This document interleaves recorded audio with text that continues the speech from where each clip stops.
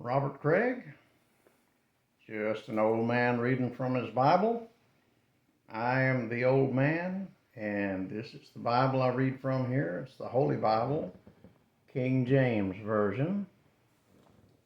And we've been going through the Gospel of Mark, and I think if it hasn't become clear already, this is the teaching of Jesus Christ during his earthly ministry to Israel, and it's about the kingdom gospel, which is tailored for people who are living under the law. In fact, the four gospels are part and parcel of the Old Testament, in spite of what it says on that page before you open up Mark's Gospel. It says the New Testament, but actually the New Testament only starts with the death of Christ. So 3.5 years of ministry is Old Testament. So he had, where we left off, Jesus had told them about fasting. The disciples weren't fasting because he was still with them, but they would fast at later times when he was gone. And we looked at that, and then he continues on about there's a symbolism here that may be a little vague. We'll pick up in verse 21 of chapter 2. No man also seweth a piece of new cloth on an old garment, else the new piece that filled it up taketh away from the old, and the rent is made worse. Now, if you didn't come up during the hard times, as we look back at them, there were some people before my time, even in times of depression, and patched clothing was pretty much all they had. But if you put a new piece of cloth on a worn out place on an old pair of breeches, when it was washed, that new piece might shrink, and it would actually make the hole worse instead of better in the long run.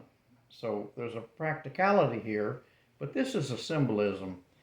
This gospel is being placed into new vessels. There was a problem with the old vessels, which would have been the leadership of Israel, the priesthood, the scribes, the Pharisees, and the Sadducees. These were the people who were the overseers of the religious life of Israel, but they had a problem.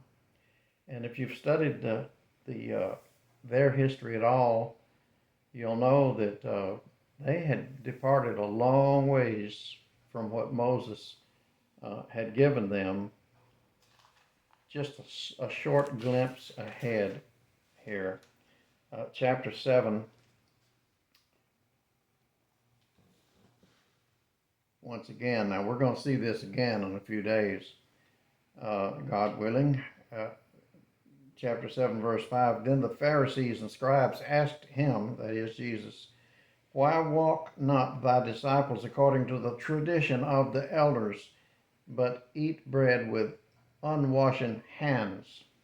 He answered and said unto them, well hath Isaiah prophesied of you hypocrites, as it is written, this people honoreth me with their lips, but their heart is far from me.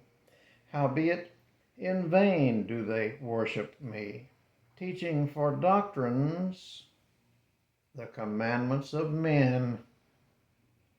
Now see what he's talking about there. That's why you have to kind of know the history of Israel a little bit. They started off with the 5 books of Moses, and that was their guide as far as the law went. And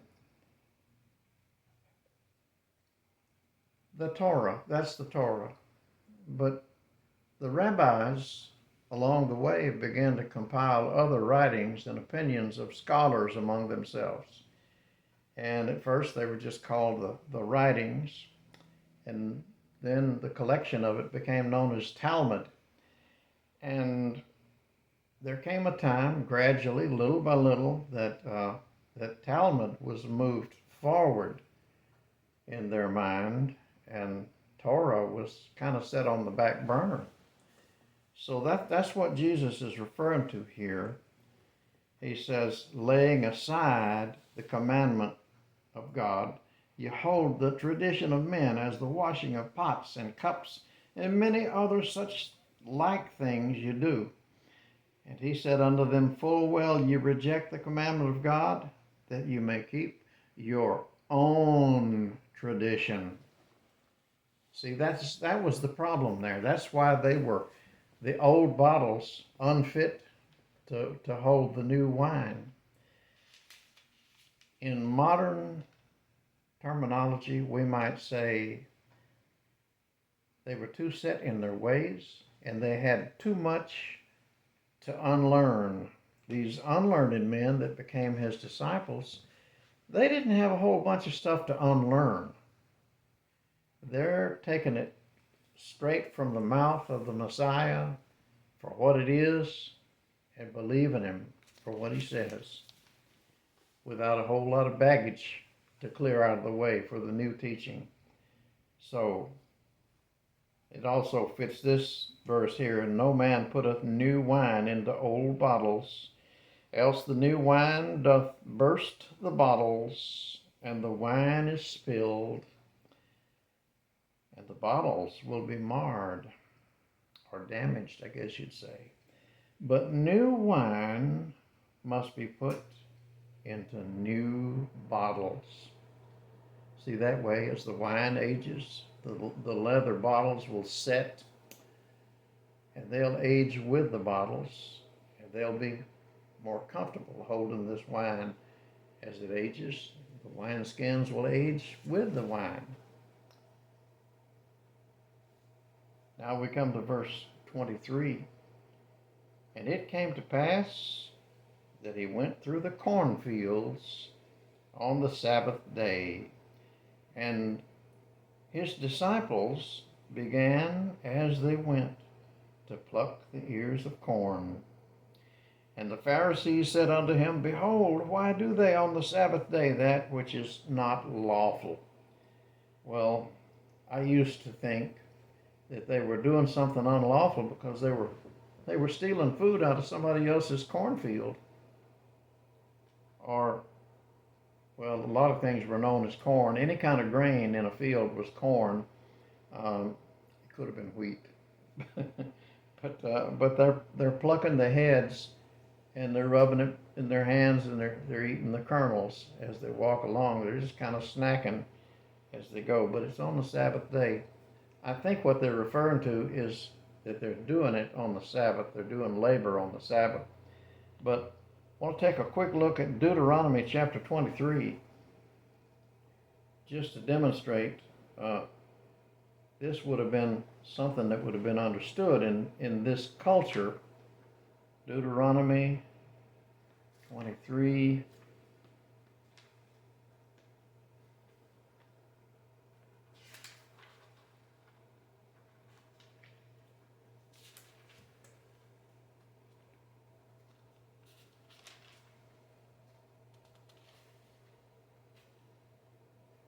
One more page here. Deuteronomy 23 and verse 24. This is in Deuteronomy is like second law. That's why the name of it is Deuteronomy. Verse 24, when thou comest into thy neighbor's vineyard, then thou mayest eat grapes thy fill. In other words, you can be in an apple orchard, a fig orchard. There's fig trees or grapevines or whatever is growing. You can eat it while you're in the field. But thou shalt not put any in thy vessel. When thou comest into the standing corn of thy neighbor, then thou mayest pluck the ears with thine hand, but thou shalt not move a sickle unto thy neighbor's standing corn. In other words, take what you can eat right at that moment, but don't bear anything away to give somebody else or to sell or to use later. And you can sample food. I think in the grocery store, some people call it grazing. They'll be in the produce and they'll nibble on things that are there for sale. Not really strictly legal in grocery stores today, but the law in Israel said you could sample what's in your neighbor's field. Just don't get ridiculous with it. That's the general idea. But here's his answer. Why do they on the Sabbath day that which is not lawful? He said unto them, have ye never read what David did when he had need and hungered? He and they that were with him, how he went into the house of God in the days of Abiathar the high priest, and did eat the showbread, which is not lawful to eat but for the priests, and gave also to them which were with him. And he said unto them, the Sabbath was made for man, and not man for the Sabbath. Therefore the Son of Man is Lord also of the Sabbath. It's a matter of practicality, basically. Now, we come to chapter 3, and verse 1, and he entered into the synagogue, and there was a man there which had a withered hand, and they watched him, whether he would heal on the Sabbath day, that they might accuse him. Ever notice a lot of these times that he heals, it's on the Sabbath day? Isn't that strange? Verse 3, and he saith unto the man which had the withered hand, stand forth. And he saith unto them, is it lawful to do good on the Sabbath days, or to do evil, to save life, or to kill? But they held their peace.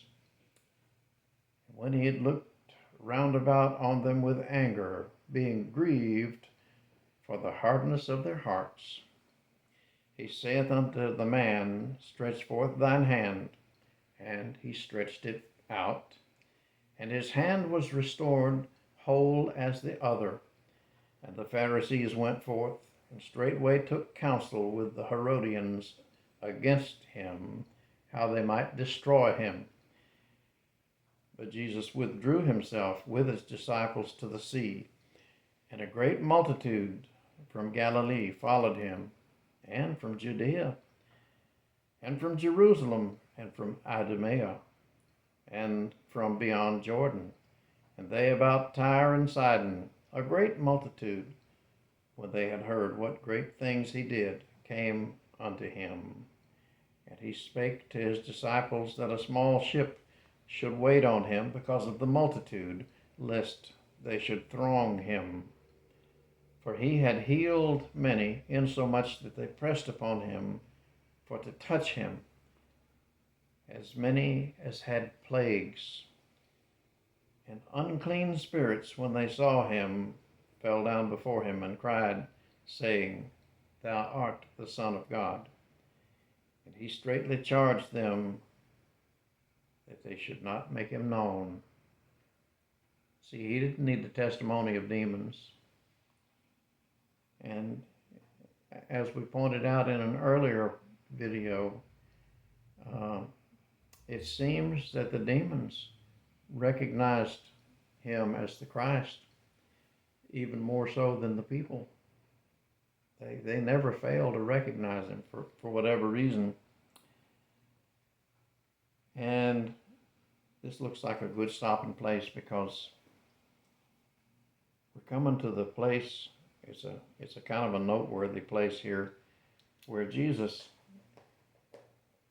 his ministry is progressing along, and he's gathered disciples, and now he's going to sort amongst the disciples that have gathered his following. He's going to select 12 of them, and they're going to become the 12 apostles. And that will be a very important part of the organization of the Kingdom Church, because they are to minister to Israel. There's 12 tribes, 12 apostles. And we'll pick up on that the next time around. For now, though, I just want to say, may the Lord bless this reading of His Holy Scripture. And thanks for watching.